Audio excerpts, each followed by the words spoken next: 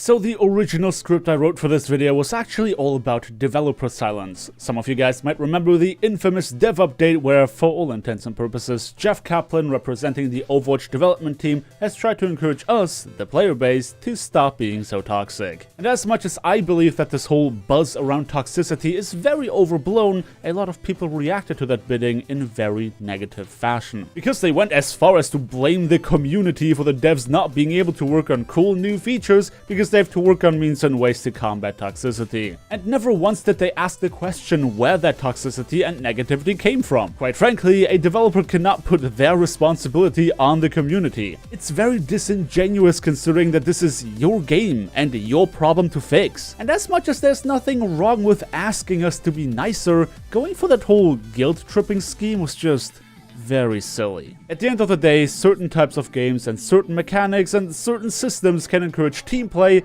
as much as they can encourage aggression. It is my belief that Overwatch has created a platform that furthers aggression through all these systems and that working on these things specifically could combat the issue. But instead, you know, slap on the wrist, pointing fingers and all that stuff. The core of that script that I decided was not good enough to actually be made into a video was that, as much as we are all aware that the developers have made mistakes, and as much as many players have every right to be angry, I wanted to encourage us as a community to word our criticism politely. Because at the end of the day, it simply benefits all of us when the developers feel more comfortable talking to us, posting on the forums, and giving us regular updates in video form. And that, I believe, is simply more valuable than your 2 minutes of satisfaction over having puked out your frustration on the internet. Eventually, I realized that this request was equally silly to what Jeff Kaplan had tried to do with that infamous developer update. Whether my intention or not, it would be undermining and dismissing all the pent-up emotions that were created for a reason. It would be waving away problems for the sake of another highly curated post telling us nothing of value. And at that point, I'd be just as bad as somebody trying to tell me that I shouldn't be talking about Overwatch unless I have something positive to say, which, and a lot of you seem to agree, cannot be the way to go if we want things to improve. So why am I here then? What is this video that I decided to make after all when Anthem is just around the corner and I'm getting ready to jump into that in between sessions of binging the Overwatch League? Well,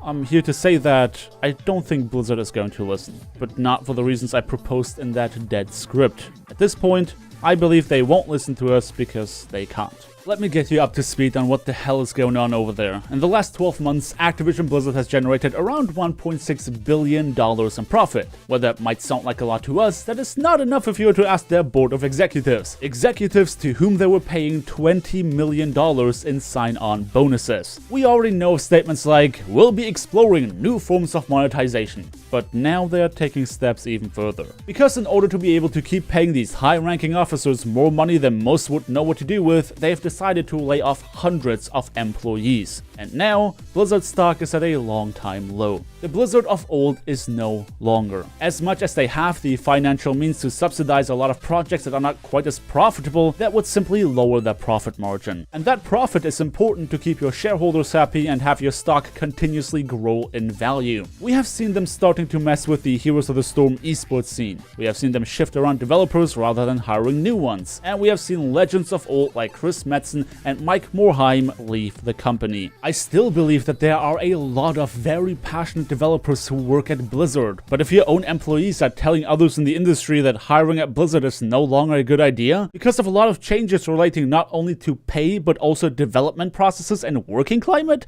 then you know something is not right. I firmly believe that a lot of the developers who work on Overwatch put all their heart and soul into this game, and they, just as much as us, if not even more, want this game to be as good as possible. If you are frequenting the forums, then you know of all the cool ideas that our community has to improve this game. Ideas that go beyond reset the MMR and give us role queue. I am sure there are a lot of things that developers want to do, but they are simply not able to. Because behind all these ideas lays the question of, how can we monetize it? Loot boxes are not making Blizzard a lot of money at all. The Overwatch League, on the other hand, has the potential to. With new sponsors joining the ranks, including Coca-Cola, they have created a massive advertising platform that can keep this IP alive, where the game in its current form simply isn't able to. They don't have the manpower, neither the funding to keep the money machine that is the Overwatch League rolling, while simultaneously giving the game itself the updates it needs to thrive on its own. There are absolutely things they could do to make the game game grow, make it more appealing, and improve the overall community perception. But the league is a massive behemoth that cannot be stopped.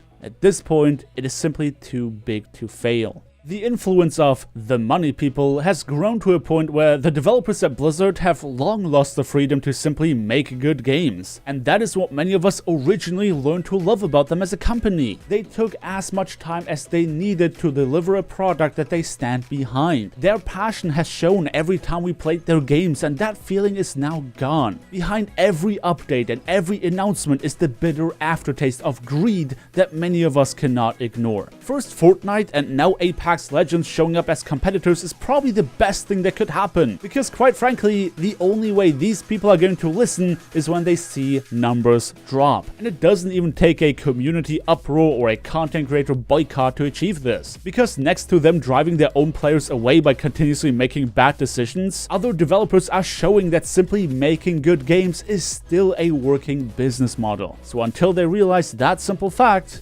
I wouldn't hold my breath.